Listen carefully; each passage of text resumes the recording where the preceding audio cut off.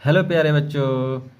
इस वीडियो में हम प्रश्नावली 4E को कवर करेंगे और मैं आशा करता हूं कि इसके पहले वाले वीडियो आपने देख लिया है। अगर प्यारे बच्चों इसके पहले वाले एक्सरसाइज आपने नहीं देखा है तो प्लीज़ पहले उसको देख लीजिए, तब जाके यहाँ पे इस प्रश्नावली को आप सॉल्व करिएगा, ठीक है। और यह प्रश्नावली एग्जाम की दृष्टि से बहुत ही इम्पोर्टेंट है। तो चलिए हम बारी बारी से प्रश्नों को करते हैं। तो देखिए, दिया है पहला प्रश्न, दो क्रमागत सम संख्याओं का गुणनफल 528 है, संख्याएं ज्ञात कीजिए। तो पहला हम लोग पता कर रहे हैं। यहाँ पे देखिए वही प्रश्न हमने नोट किया है और कहा रहा है कि दो क्रमागत सम संख्याओं का गुणनफल 528 है, संख्याएं ज्ञात कीजिए। तो दो क्रमागत सम संख्या हमको मानना पड़ता है, ठीक है। तो यहाँ पे लिखेंगे माना दो क्रमागत सम संख्या, सम संख्या है तो दो होता है, 2x हो जाएगा। फिर यहाँ पे 2x प्लस 2 होता है। यहाँ पे हमने दो संख्या मान लिया। पहला क्या है 2x है, दूसरा 2x और उसमें प्लस 2 जोड़ रहे हैं, ठीक है। अब कह रहा है कि दो संख्याओं का गुणनफल 528 है, तो इन दोनों संख्याओं का हम गुणा कर लेंगे। तो यहाँ लिखेंगे प्रश्नानुसार।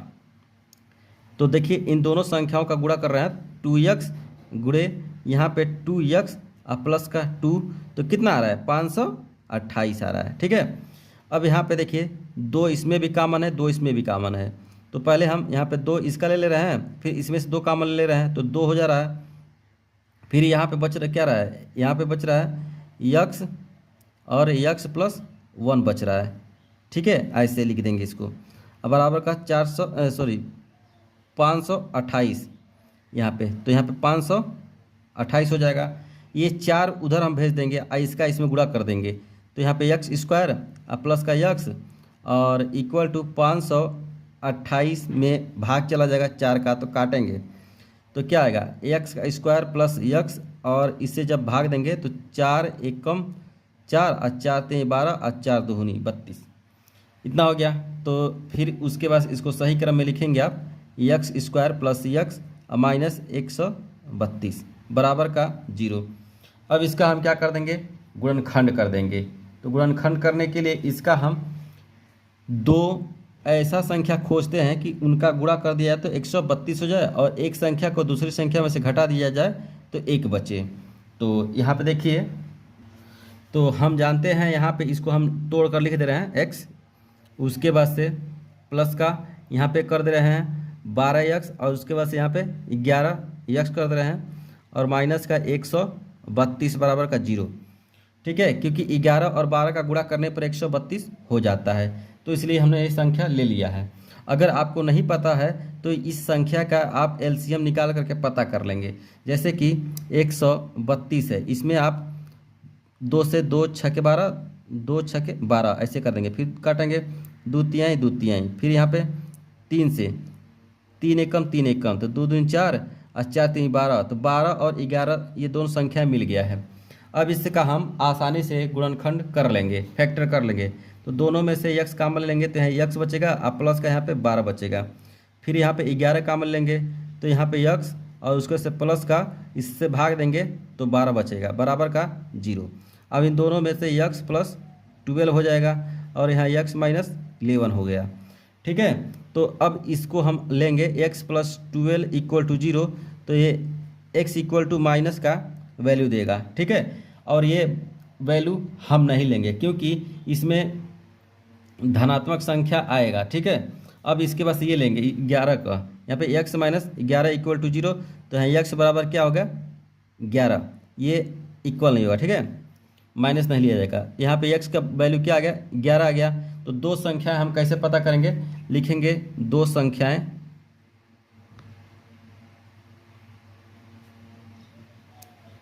दो संख्या क्या माने हैं 2x माने हैं, तो 2x यहाँ पे 2x का वैल्यू क्या है 11 है, तो 11 दूनी 22 हो गया। फिर यहाँ पे 2x और प्लस का 2 है, तो यहाँ 2 हो गया, x का वैल्यू 11 और यहाँ प्लस का 2। 11 दूनी 22, अब 22 एक 23 24, तो दो संख्या हमको मिल गया 24। तो मैं आशा करता हूं कि यह प्रश्न आपको अच्छे से समझ में आया होगा। ठीक है, तो अब हम चलिए दूसरे प्रश्न को देखते हैं।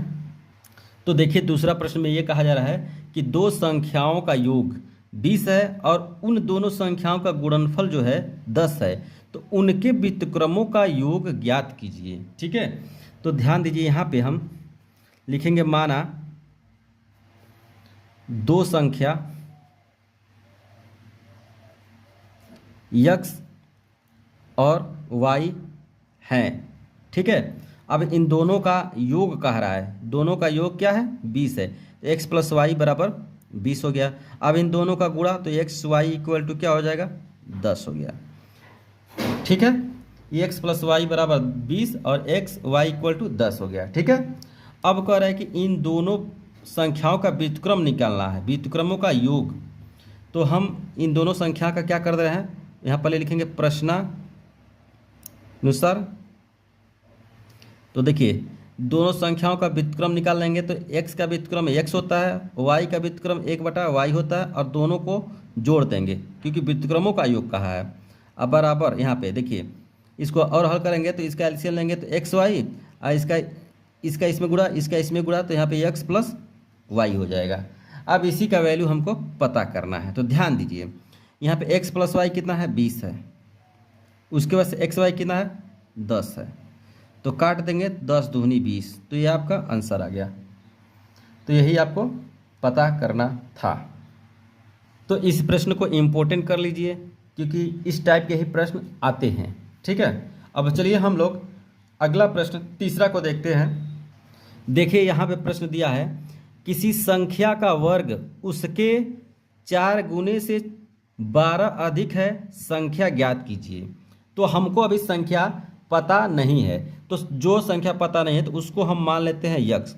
तो यहाँ पे लिखेंगे माना संख्या यक्स है। ठीक है, अब किसी संख्या का वर्ग, तो अब ये संख्या हमको पता चल गया तो इसका हम कर देंगे वर्ग। ठीक है, यहाँ पे लिख देंगे प्रश्नानुसार, यहाँ पे अनुसार। ठीक है, प्रश्नानुसार।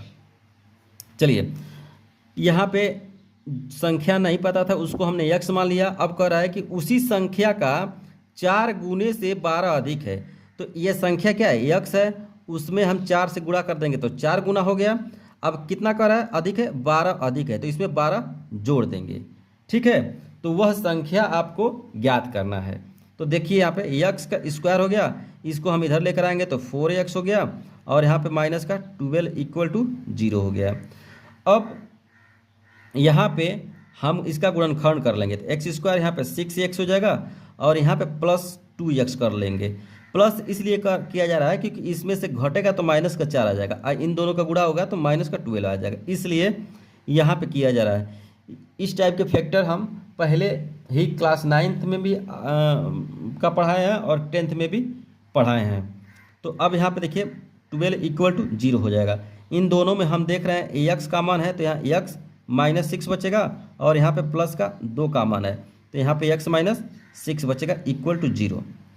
अब यहाँ से दोनों में एक्स माइनस 6 है तो इसको काम ले लेंगे तो एक्स माइनस 6, और यहाँ पे एक्स प्लस 2 इक्वल टू 0।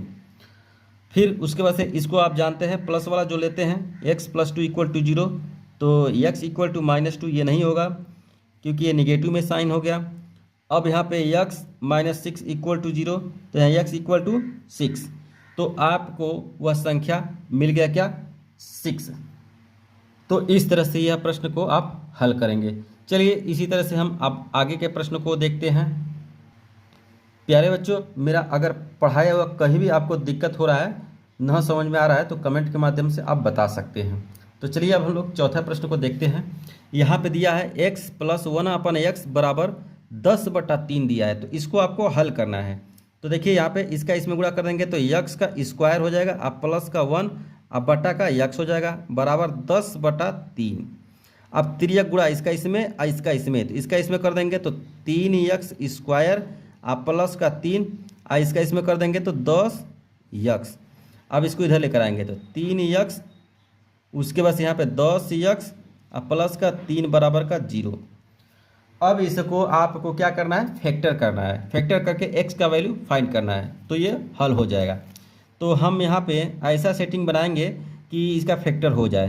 तो देखिए इसका इसमें इस यहाँ पे और यहाँ पे संख्या दे दिया जाता है, तो उसका हम गुणा कर लेते हैं। तो गुणा करने पे 9 आ रहा है, लेकिन यहाँ पे 10 दिया है। तो ऐसा सेटिंग करना है कि यहाँ पे जोड़ने पर 10 आ जाए और गुणा करने पर 9 हो जाए। तो देखिए यहाँ पे 3x का स्क्वायर यहाँ पे हम कर देंगे 9x, फिर यहाँ पे हम माइनस यक्स कर देंगे, -9x और माइनस यक्स और प्लस का 3 इक्वल टू 0 कर लेंगे। अब यहाँ पे देखिए 3 कॉमन ले लेंगे हम, और उसके बाद से यक्स भी कॉमन मिल रहा है। इसी 3x से इस 3x स्क्वायर में भाग देंगे तो x बचेगा, फिर इसी से इसमें भाग देंगे तो 3 बचेगा। यहाँ पे कोई कॉमन नहीं है तो वहाँ पे एक कॉमन होता है, तो यहाँ पे एक कॉमन लेंगे तो यहाँ x, और माइनस कॉमन लें तो आगे भी माइनस हो जाता है, 3 इक्वल टू 0। अब देखिए दोनों में x माइनस 3 कॉमन है, ले लेंगे हम कॉमन, उसके बाद से बचेगा 3x माइनस का 1 इक्वल टू 0। अब बारी बारी से इसका वैल्यू हम निकाल लेंगे। तो देखिए यहाँ पे इसको लेंगे तो x माइनस 3 इक्वल टू 0। अच्छा 0 क्यों लिख रहे हैं, क्योंकि ये दोनों संख्या 0 के बराबर है, तो इसलिए बारी बारी से 0 के बराबर हम रख करके वैल्यू पता करते हैं। ठीक है, तो अब 3 को उधर ट्रांसफरिंग करेंगे तो x इक्वल टू 3, एक ये हो गया। अब ये वाला 3x माइनस का 1 इक्वल टू 0, फिर यहाँ पे 3x इक्वल टू 1, फिर उसके बाद से यहाँ पे x इक्वल टू 1/3। तो इस तरह से आपका आंसर आ गया 3 और 1/3, 3 संख्या। ठीक है, तो अब आगे का प्रश्न हम लोग देखते हैं। देखिए 5वां प्रश्न में ये कहा जा रहा है कि एक समकोण त्रिभुज की ऊंचाई उसके आधार से 7 सेमी कम है। यदि कर्ण 13 सेमी हो तो अन्य 2 भुजाएं ज्ञात कीजिए। तो सबसे पहले समकोण त्रिभुज हम यहाँ पे बना देते हैं ताकि समझ में अच्छे से आएगा। ठीक है, इसका नाम A दे देंगे, इसका B दे देंगे, इसका C दे देंगे, और यहाँ पे 90 डिग्री का एंगल बन जा रहा है। अब कह रहा है कि एक समकोण त्रिभुज की ऊंचाई उसके आधार से 7 सेमी कम है। तो आधार हमको पता नहीं है, तो इसको हम मान लेंगे यक्स। तो लिखेंगे माना आधार यक्स सेमी है। ठीक है, तब इसका ऊंचाई क्या हो जाएगा, तब ऊंचाई इक्वल टू क्या कह रहा है कि त्रिभुज की ऊंचाई उसके आधार से 7 सेमी कम है। तो यानी ये आधार है, उसमें से 7 सेमी कम कर दे रहे हैं। ठीक है, माइनस कर दे रहे हैं। ये हो गया यक्स माइनस 7 ऊंचाई। उसके बाद से कह रहा है कि यदि कर्ण 13 सेमी हो, ये कर्ण यहाँ पे 13 सेमी हो, तो अन्य 2 भुजाएं ज्ञात कीजिए। ठीक है, तो आप जानते हैं कि समकोण त्रिभुज होता है तो उसमें पाइथागोरस प्रमेय लगता है। यहाँ पे उसी से हम पता कर लेंगे त्रिभुज ABC से। ठीक है, यहाँ से तो पाइथागोरस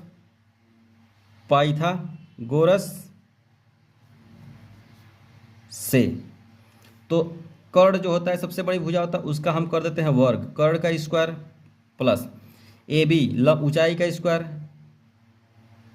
प्लस आधार का स्क्वायर BC। ठीक है, ये हो गया 13 का वर्ग कर देंगे। AB का वैल्यू x माइनस 7 का स्क्वायर कर देंगे, और BC क्या है, यक्स हो गया। अब इसी को आपको क्या करना है, सॉल्व कर देना है।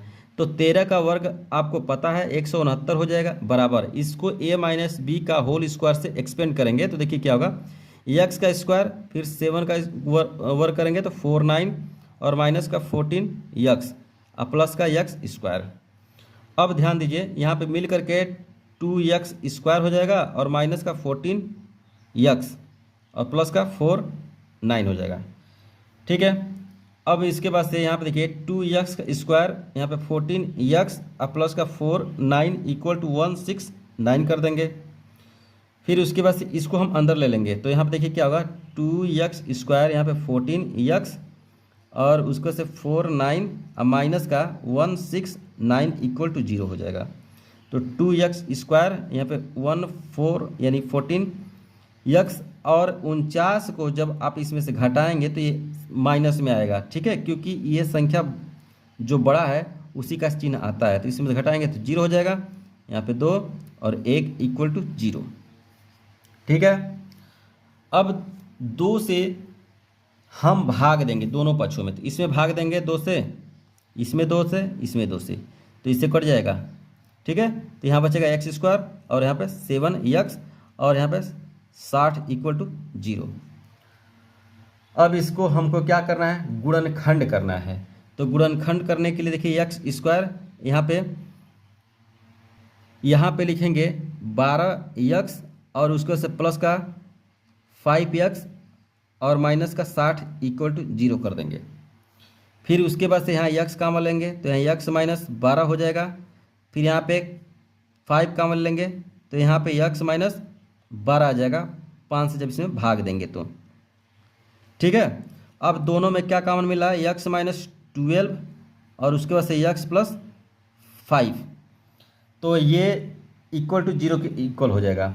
अब हम देख रहे हैं कि इसका मान जो है माइनस में आएगा तो इसको छोड़ देंगे, तो ये लेंगे x - 12 = 0, तो x = 12 हो गया, ठीक है। तो ये आपका आधार क्या हो गया, इतना हो गया।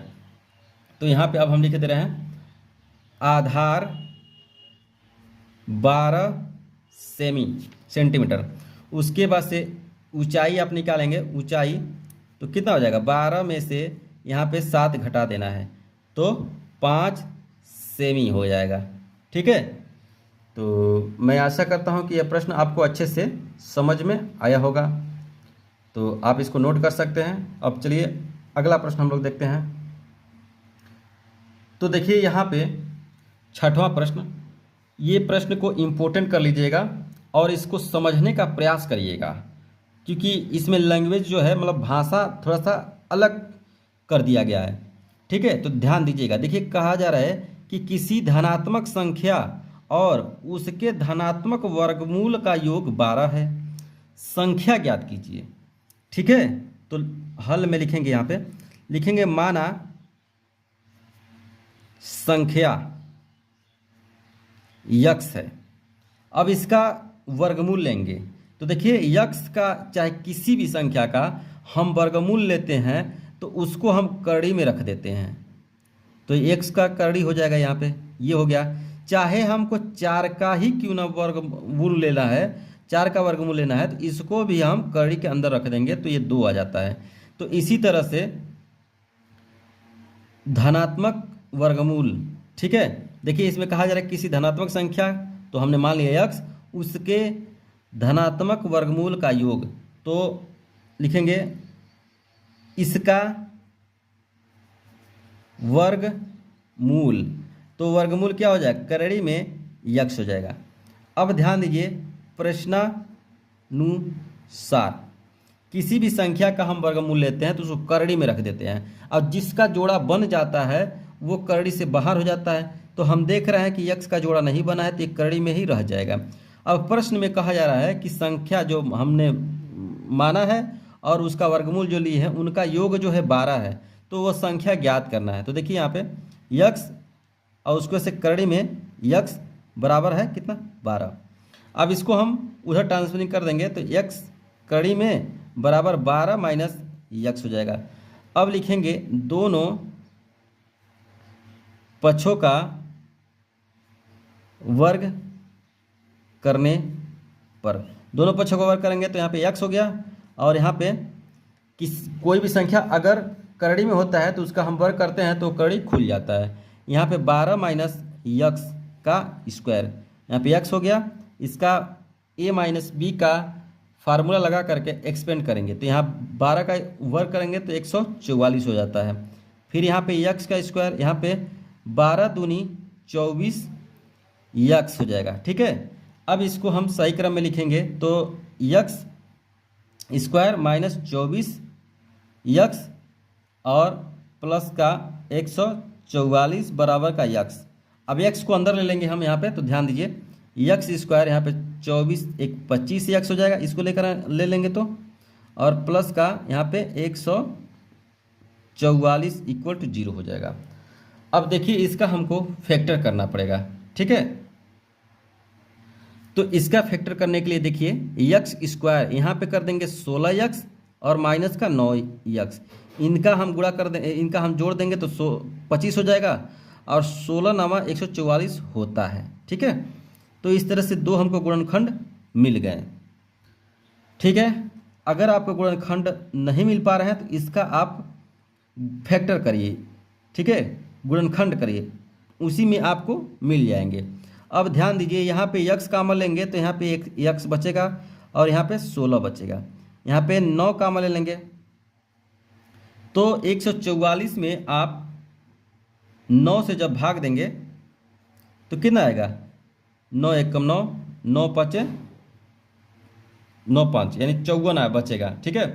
तो 9 छके 54, यहाँ पे यक्स हो जाएगा और यहाँ पे आपको 16 मिल जाएगा इक्वल टू 0। अब दोनों में यक्स माइनस 16 कॉमन है तो बच रहा है क्या, यक्स माइनस 9 इक्वल टू 0।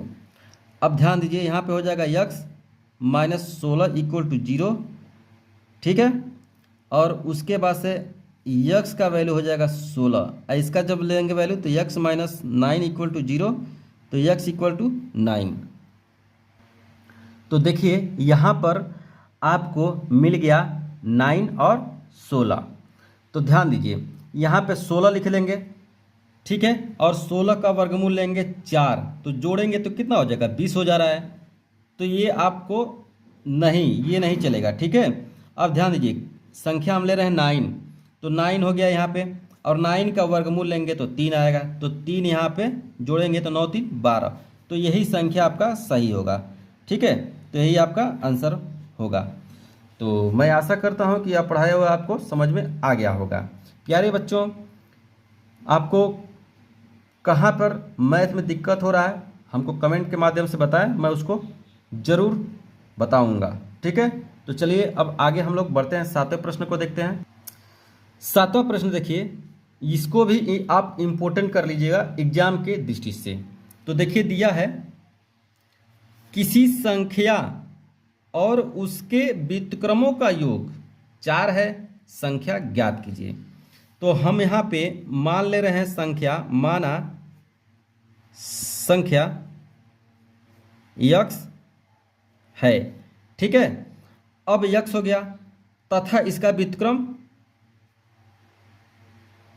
इसका व्युत्क्रम 1/x हो जाएगा, ठीक है। प्रश्न में यह कहा जा रहा है, देखिए क्या कहा जा रहा है, प्रश्नानुसार, ठीक है। एक संख्या और उसका व्युत्क्रम का योग कितना है, 4 है, x प्लस 1/x बराबर का 4 है। तो वह संख्या ज्ञात करना है। तो देखिए इसका यहाँ पे x का स्क्वायर अब प्लस का 1/x इक्वल टू 4, फिर इसका इसमें गुणा कर देंगे तो यहाँ x square plus 1 equal to 4x हो जाएगा। इसको अंदर ले लेंगे तो x का स्क्वायर और माइनस का 4x और प्लस का 1 इक्वल टू 0 हो जाएगा। अब ध्यान से देखिए इसको, अब इसका फैक्टर होगा ही नहीं, ठीक है। तो इसका फैक्टर होगा नहीं, क्यों नहीं होगा, क्यों इसकी यहाँ बीच में 4 हो गया और इसका गुणा करेंगे 1 आएगा, तो इसका हमको गुणनखंड फैक्टर मिलेगा ही नहीं, फैक्टर मिलेगा नहीं, तो ये गुणनखंड इसका होगा नहीं। तो जब गुणनखंड होता नहीं है तो उस स्थिति में हम सिरधारा 4 विधि वाला फार्मूला अप्लाई करते हैं। कौन सा, मूल सूत्र द्वारा, ठीक है। तो मूल सूत्र द्वारा हम इसको हल करेंगे। तो यहाँ पे देखिए a का वैल्यू निकालेंगे तो 1 है, b का वैल्यू निकालेंगे तो माइनस का 4 है, और c का वैल्यू निकालेंगे तो 1 है। मूल सूत्र क्या है, यहाँ पे माइनस का b प्लस माइनस करड़ी में b का स्क्वायर और माइनस 4ac अपन 2a। तो अब इसी में रख देंगे तो b का मान क्या है, माइनस का 4, और पहले से ये माइनस है तो हो जाएगा 4 और प्लस माइनस, यहाँ माइनस का 4 का वर्गमूल वर्ग, और यहाँ पे 4, a का वैल्यू क्या है 1 है, और c का वैल्यू 1 है, और 2a का वैल्यू 1 है। बस अब इसको हल कर देना है। ये हो गया 4 प्लस माइनस, और यहाँ पे देखिए हो जाएगा 16, और ये घट जाएगा 4, यहाँ पे हो जाएगा 2। अब यहाँ पे तो यहाँ पे आप 16 में से 4 जब घटाएंगे तो यहाँ पे बचेगा 12। ठीक है, 12 बचेगा। फिर इसके बाद यहाँ जगह नहीं है तो हम इधर लिख दे रहे हैं। तो देखिए यहाँ पे यक्स बराबर यहाँ पे 4 अब प्लस माइनस करड़ी में 12/2 है। अब 12 का जब आप वर्गमूल निकालेंगे तो यहाँ पे 4 अब प्लस माइनस यहाँ पे 4 अगुड़े 3/2 होगा। फिर यहाँ पे 4 हो गया, अब प्लस माइनस 4 जब करड़ी में से निकल जाएगा तो 2 और करड़ी में 3/2। फिर यहाँ पे 2 कॉमन ले लेंगे यहाँ पे तो 2, उसका से 2 प्लस माइनस करड़ी में 3/2। तो जब कट जाएगा तो x equal to 2 plus minus करड़ी में 3 आपका आंसर आ जाएगा। ठीक है, तो इस प्रश्न को आप इम्पोर्टेंट कर लीजिएगा क्योंकि इस टाइप के प्रश्न पूछे जा रहे हैं। ठीक है, अब हम लोग 8वें प्रश्न को देखते हैं। देखिए 8वां प्रश्न, इसमें क्या कहा जा रहा है, दो संख्याओं का योग 13 है। ठीक है, और उनके वर्गों का योग 89 है। उनके वर्गों का योग कितना है, 89 है।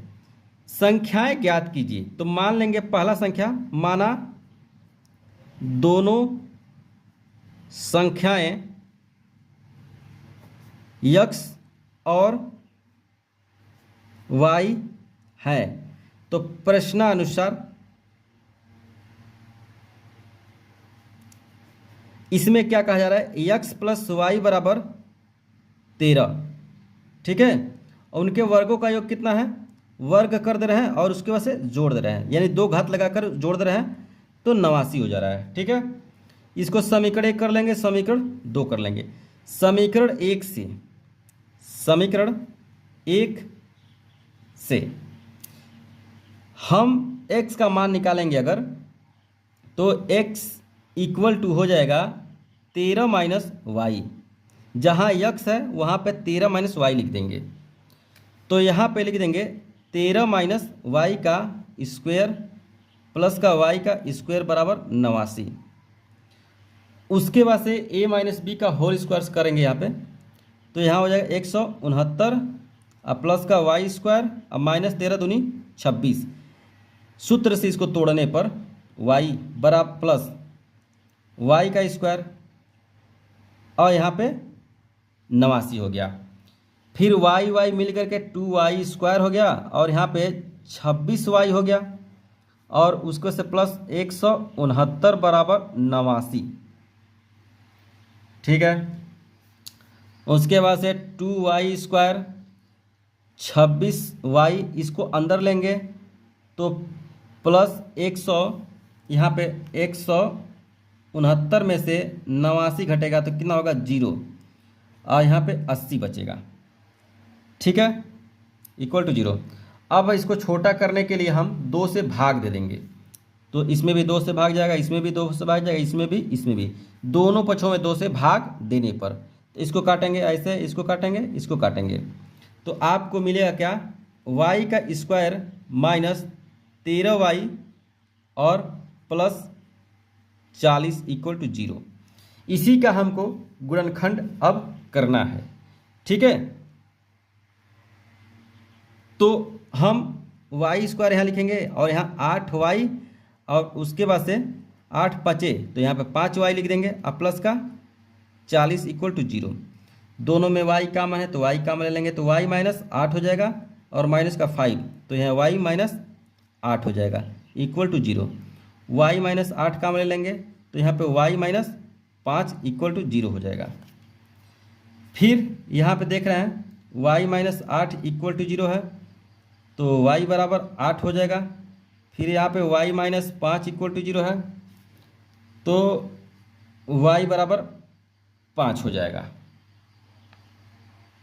तो इस तरह से आपके संख्याएं y बराबर 8 हो गया और y बराबर 5 हो गया। आप चाहें तो और ये दोनों वैल्यू रख करके समीकरण 1 में आप ज्ञात कर सकते हैं। x का भी मान 8 आएगा और y का भी मान 5 आएगा, तो यही आपके दोनों आंसर हो गए। ठीक है, तो मैं आशा करता हूँ आपको यहाँ तक हमने पढ़ाया और अच्छे से समझ में आ गया होगा। तो प्यारे बच्चों, अब बस इतना ही रहने दे रहे हैं इस वीडियो में। अब अगला इसका जितना पार्ट बचा है उसका अगले वीडियो में हम कवर करेंगे। प्यारे बच्चों, मेरा पढ़ाया हुआ आपको कैसा लग रहा है? प्रतिक्रिया दीजिए और अपने दोस्तों में शेयर करते रहिए। अगर इस चैनल पे आप पहली बार आए हैं तो सब्सक्राइब कर लीजिए। क्लास 10th का सभी चैप्टर सभी चैप्टर इसी चैनल पे आपको पढ़ाए जाएंगे। तो thank you for watching this video.